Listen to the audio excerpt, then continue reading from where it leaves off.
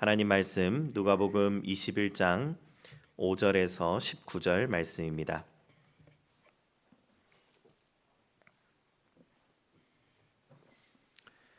누가복음 21장 5절에서 19절 말씀 한 목소리로 읽겠습니다.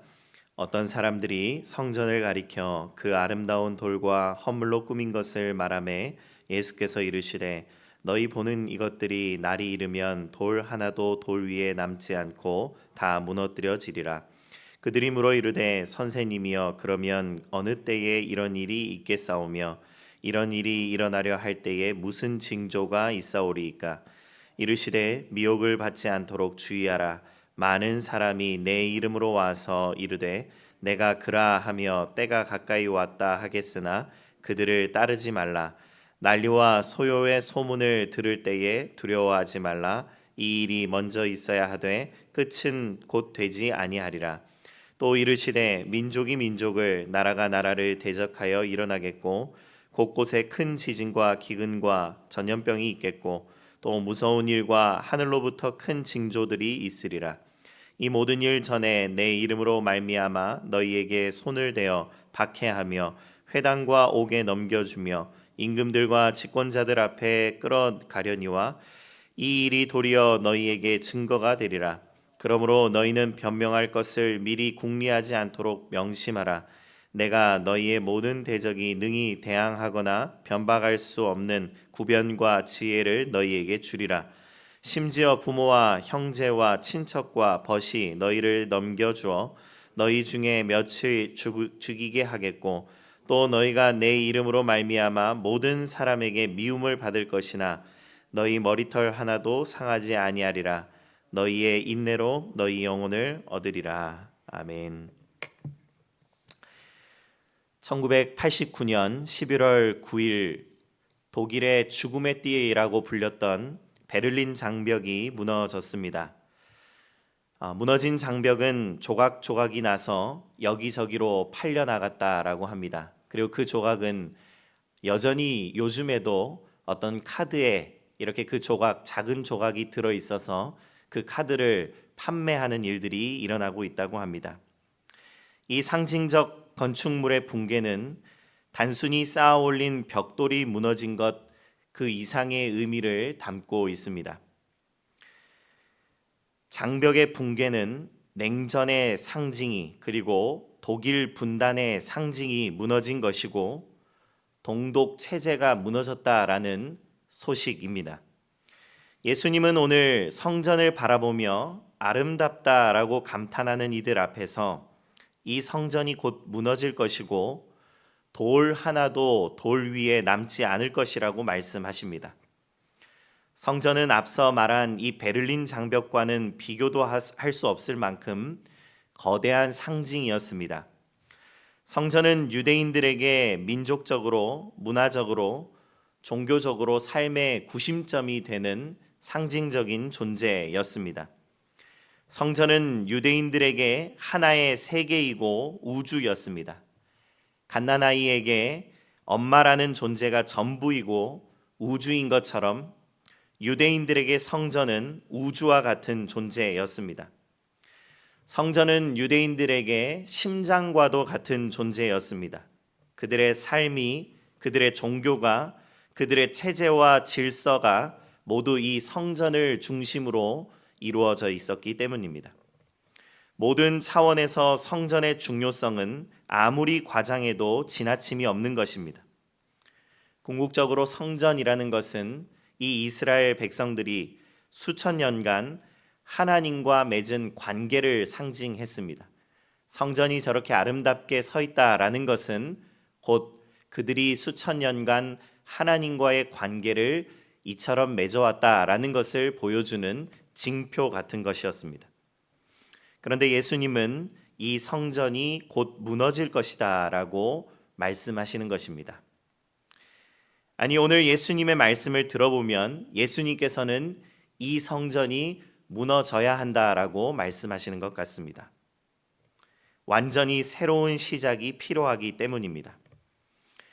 예수님은 이 일은 너희의 최선과 너희의 열심으로 가능한 변화가 아니다라고 말씀하십니다. 최선을 다하고 열심을 낼수록 문제는 더욱더 심각해질 수 있기 때문입니다. 중심의 변화가 필요하고 근본적인 변화가 필요하고 너희를 둘러싸고 있는 너희 중심을 자리 잡고 있는 성전 세계가 붕괴되어야 하고 이제 새로운 세계가 출현해야 한다라고 말씀하고 계십니다. 이스라엘은 성전 중심의 종교 생활을 통해서 하나님과 우리가 잘 관계 맺고 있다라는 이 착각에서 완전히 벗어나야 했습니다. 그리고 새로운 세계의 출현을 환영해야 했습니다. 그것은 바로 성전 시대에서 예수 시대로의 전환입니다. 여러분, 요한복음 2장 19절 말씀에 보면 예수님께서 너희가 이 성전을 헐라 내가 사흘 동안에 일으키리라 라고 말씀하셨습니다. 예수 그리스도께서는 십자가의 죽음과 부활로 새 성전이 되셔서 우리 각 사람 가운데 장막을 치시고 하나님과의 온전하고 새로운 관계의 문을 여셨습니다. 처음에는 모두가 성전 시대가 승리한 줄만 알았습니다. 대제사장과 종교 지도자들은 예수 그리스도를 죽게 했기 때문입니다.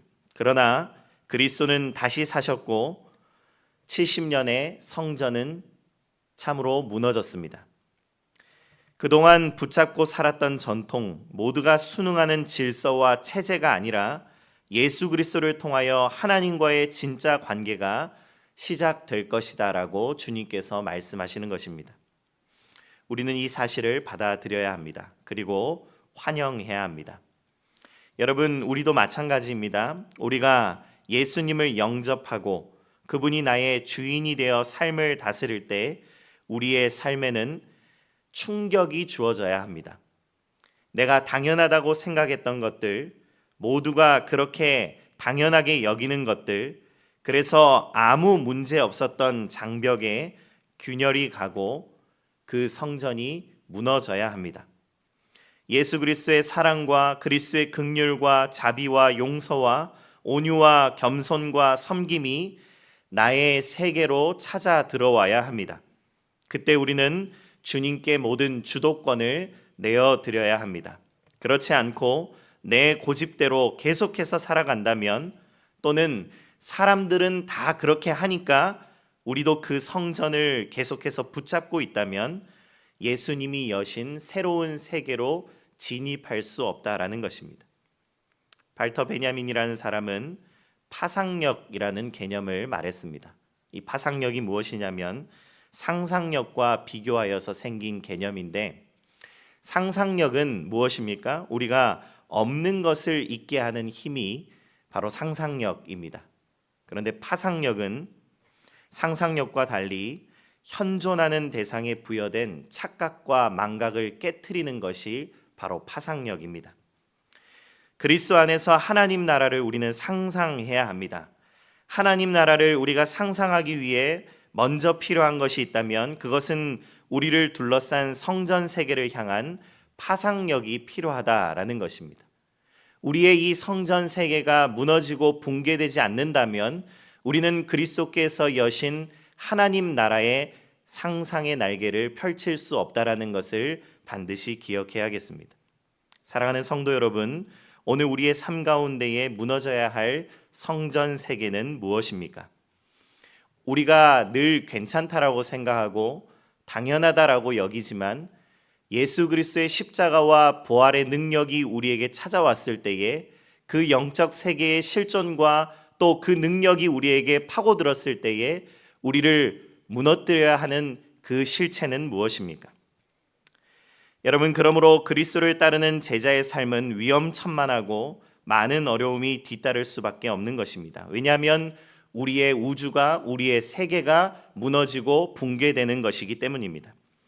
예수님을 믿음으로 기존 질서를 거부하고 새 길을 만들어가는 것이기 때문입니다. 그때에 우리에게도 반드시 어려움이 뒤따를 수밖에 없는 것입니다.